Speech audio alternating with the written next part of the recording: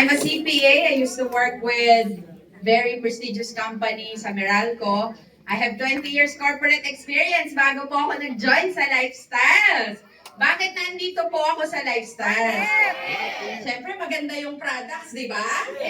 Sa products wala pong question. Kanina diniscuss po ni Ma'am Jen yung ganda ng compensation plan.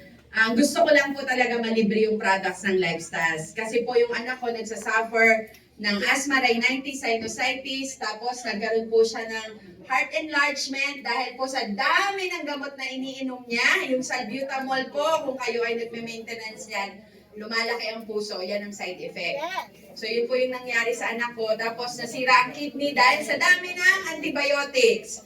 Buti na lang nakilala po namin ang Lifestyles. Ngayon po, 11 years, walang hospitalization, walang medication, dahil po sa Lifestyle products. So ako po ay CPA, nung naka-attend po ako ng ganitong presentation, sobrang lumaki ang aking mga mata. Kasi matutupad daw ang mga pangarap pag ginawa ang business ng Lifestyles. Kasi po yung mga nagte-testimony dito, high school graduate lang, pero nakakabili ng brand new cars. Samantalang ako, may CPA license, may master's degree po ako, I graduated from De La Salle University, nagko-commute. Sabi ko, kung kaya ng high school graduate makabili ng car, kaya ko din yan. So, ginawa namin po yung business, part-time lang po, alam nyo, in 2 months time, part-time doing the business, nakabili po kami ng brand new cars.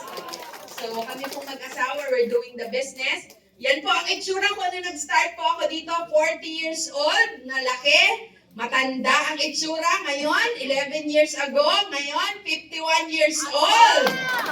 So pag uminom po kayo ng products ng Lifestyles, tumatanda ang edad, pero buwabata ang itsura. Kaya sabihin nyo sa katabi nyo, maigaganda ka pa. At maisisexy ka pa. So in total po, grabe po yung time freedom. Yan ang gustong-gusto ko kasi sino po dito ang empleyado na nandito ngayon kasi Sabado? Di ba pag empleyado ka, walang oras, walang pera para sa pamilya? Yes. Sobrang thankful po kami sa Panginoon dahil nadala kami sa Lifestyles. Nasubaybayan ko po ang paglaki ng anak po namin dahil po may time freedom na po. Ngayon, we're serving the Lord. Kasi may time freedom at financial freedom. My husband is also a pastor in our church. At ngayon, sobrang thankful po ako dahil I'm also studying at ako po ay naka-enroll sa isang Bible school. So, dahil yan po yung passion namin to really serve the Lord. Kasi kung wala kang oras, wala kang pera, at di mo magawa yung passion mo, gawin mo ang Lifestyles, 3 to 5 years time, you will have the time freedom and financial freedom. So in total, nakabili po kami ng 3 brand new cars doing the Lifestyles business. Nakabili po kami ng condominium, nakabili po kami ng house and lot, more than 20 million. Doing the business ng Lifestyles. Kasi po, napakaganda po ng products ng Lifestyles. Kung dati, siyempre yung mga empleyado walang oras sa pag-travel, di ko na po maisa-isa, sobrang daming travels dito sa Lifestyles. Sinong gustong mag-travel? Grabe. So, dami na po yan, di ko na po maisa-isa sa inyo. Pero galing po ako sa employment na hindi nakaka-travel. First time po ako nakapunta sa ibang bansa, libre ng Lifestyles. So kung ikaw gusto mo mag-travel, marami pong libreng travels dito sa Lifestyles. At dahil po sa mentorship, ang kagandahan po sa Lifestyles, you can do this kahit wala po kayong experience. This is my first network marketing. I don't have any experience, pero dahil po may nagme-mentor. Pakinggan niyo po siya, siya po ang mag-closing speaker today. Pakinggan niyo po siya kasi kung nabago ang buhay ko, pwede rin pong mabago ang buhay ko.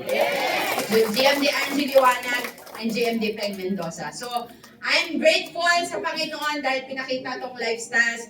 Dahil kung nakaya ng iba, kaya ko rin. Yes. At pwede mo rin sabihin, kung nakaya namin, kaya niyo rin. Yes. So, let's welcome our next speaker, manicurista turned millionaire na in-interview na ni Corina Sanchez. Sobrang daming na-inspire sa kwento niya. Sana nakita niyo na po. Makikita niyo po sa YouTube ang kanyang kwento. Let's all welcome GMD Malu Diaz Arellano.